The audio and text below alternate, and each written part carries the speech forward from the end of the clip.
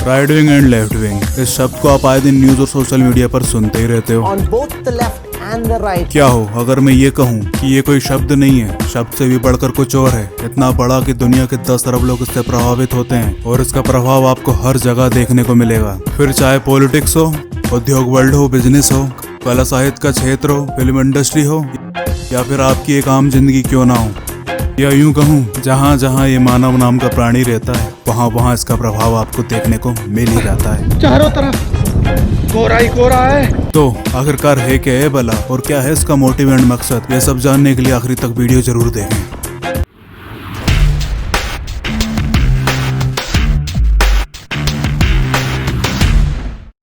तो ये दोनों ही एक आइडियोलॉजीज हैं और इसका सीधा कनेक्शन पॉलिटिक्स से है और ये टॉपिक थोड़ा सीरियस होने वाला है। Okay.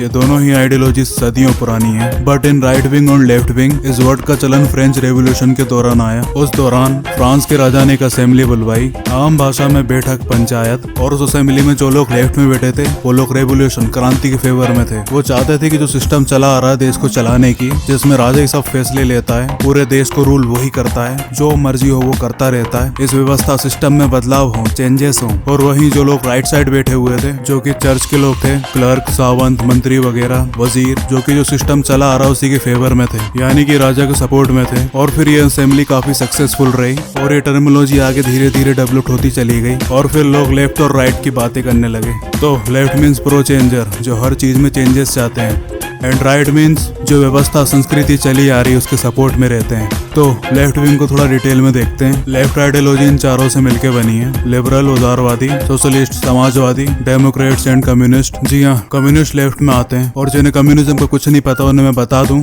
ये वही आइडियोलॉजी है जिसकी वजह से करोड़ों लोगों की जान गई है, दो वर्ल्ड वॉर हुए हैं, कम्प्लीटली एक फेल्ड आइडियोलॉजी है।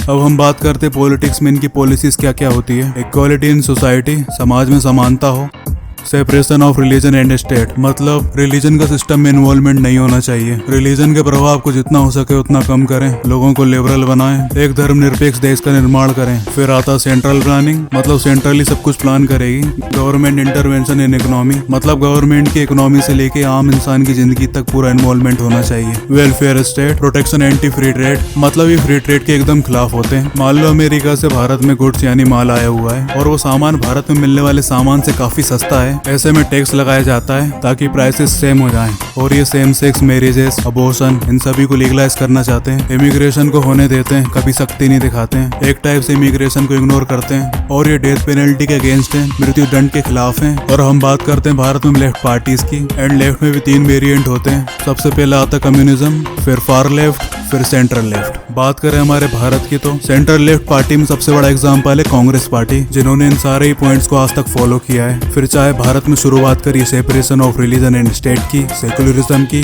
धर्मनिरपेक्षता की स्थापना करना हो, government intervention in economy, welfare state, anti free trade, लगभग 40 से 45 साल इन सारे ही पॉइंट्स को पूरी शिद्दत के साथ फॉलो किया है। अच्छी बात बोली, तो ऐसे थोड़ा मार दीजिए हाथ, थोड़ा सा मार दीजिए। और वहीं हम बात करें फार लेफ्ट की तो सीपीआई नाम की गिरिल में एक पार्टी है जो कि फार लेफ्ट है और उनके ऊपर कम्युनिस्ट होने के आरोप लगते ही रहते हैं।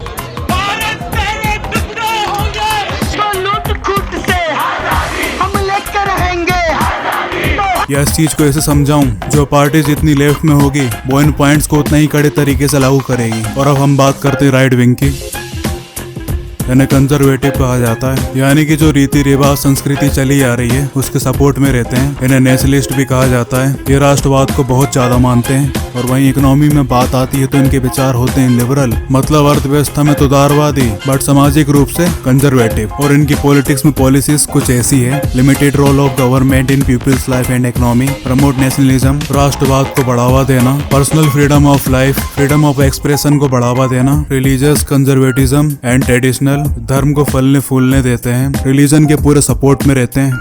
और जो देश की संस्कृति परंपरा चली आ रही है उसे बड़ा सिक्योर करके रखते हैं।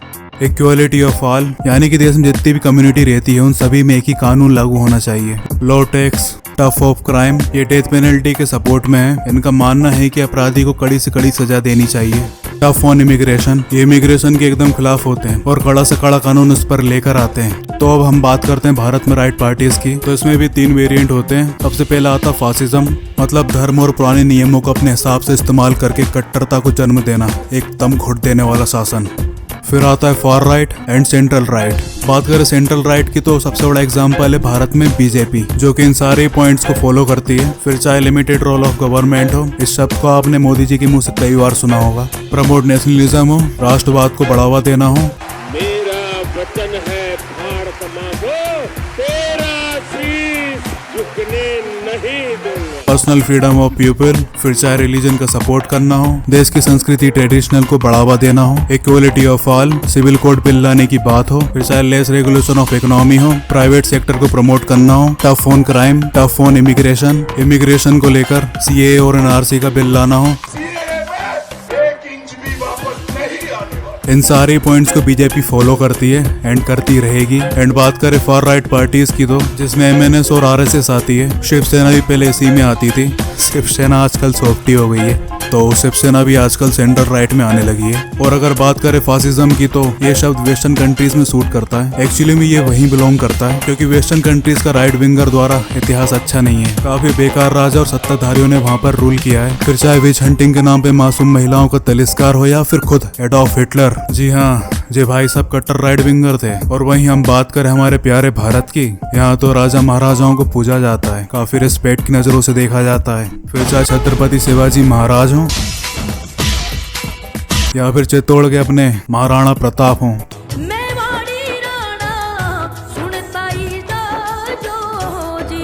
तो फासिज्म को लेके तो भारत का इतिहास कुछ रहा नहीं। हाँ, ईस्ट इंडिया कंपनी को अगर छोड़ दें तो। और फिर राइट और लेफ्ट के बीच में आता सेंटर। सेंटर में जो भी गवर्नमेंट आती है वो राइट और लेफ्ट दोनों की पॉलिसीज को फॉलो करती है। अब इस बात को एग्जांपल में समझाऊं तो भारत में आती है आम आदमी पार्टी, जो कि सेंटर में आती है और दोनों की पॉलिसीज को ही फॉलो करती है, जो कि कभी सेकुलरिज्म के गीत गाती है एंड देन सडनली राम भक्त बन जाती है। मैं बार बार कहता हूँ मेरे तो शब्द खराब है। तो पॉलिटिक्स में राइट और लेफ्ट को लेके बस यही थ्योरी है। अगर मैं इस चीज को एग्जांपल में समझाऊं तो लोगों को राम मंदिर बनवाना है 1990 से, मतलब पूरा जोश, पूरी आस्था, फिर भी मंदिर नहीं बन पा रहा, क्योंकि लोग तो वोट करे जा रहे थे कांग्रेस को, जो कि एक लेफ्ट पार्टी है जो चाहती नहीं धर्म का प्रभाव देश में बढ़े। और अगर 10 साल कांग्रेस रहती, हॉस्पिटल या अनाथ आश्रम बनवाकर बात वहीं रफा दफा कर देती, ना तेरी ना मेरी। अब आप सोचोगे ये तो कोर्ट का फैसला था,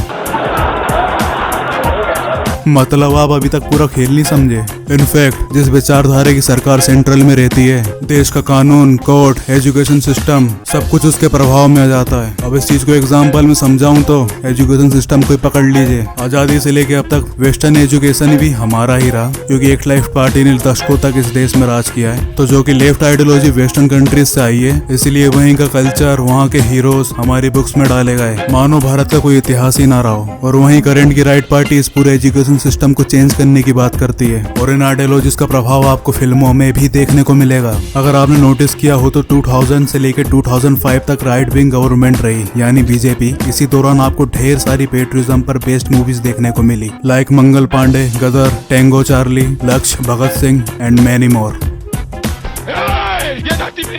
और फिर 2006 में लेफ्ट विंग गवर्नमेंट आ जाती है, यानी कांग्रेस, जिसकी शुरुआत में तो पेट्रियटिज्म पर बेस्ड मूवीज आई, लाइक 2006 में रंग दे बसंती, 2007 में चक दे इंडिया। बट इसके पीछे फैक्ट ये है कि इनका प्रोडक्शन 2005 से शुरू हो गया था, एंड फिर 2007 से एकदम से राष्ट्रवाद पर बेस्ड मूवीज आना बंद हो जाती है, और जो आती है उन्हें इतना प्रमोशन नहीं मिलता। और इन 10 सालों तक वेस्टर्न कल्चर को जमकर प्रमोट किया जाता है एंड लिबरलिज्म पर बेस्ड जमकर मूवीज आने लगती है। और फिर दोबारा 2014 में राइट विंग गवर्नमेंट आ जाती है और फिर से राष्ट्रवाद पर बेस्ड मूवीज आने लगती है, like Airlift, Kesari, Baby, Uri. In fact हर 2-3 महीने में आपको एक पेट्रियटिज्म पर बेस्ड मूवीज देखने को मिल ही जाती है।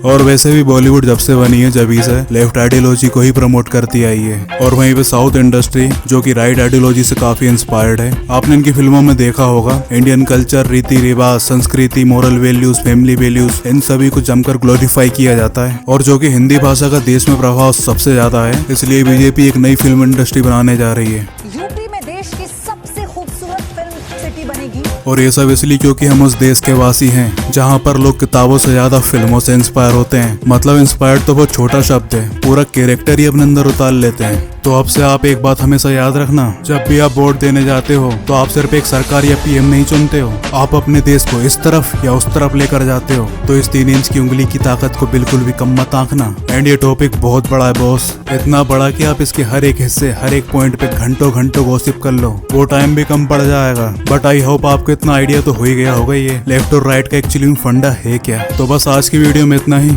अगर वीडियो पसंद आया तो वीडियो लाइक कर देना, सब्सक्राइब कर देना और वो घंटा जरूर बजा देना। तो मैं आपको मिलता हूँ अपनी अगली वीडियो पे किसी और टॉपिक पर। जब तक के लिए bye bye, take care. Actually में राम राम, समझ रहे हो ना, लेफ्ट और राइट।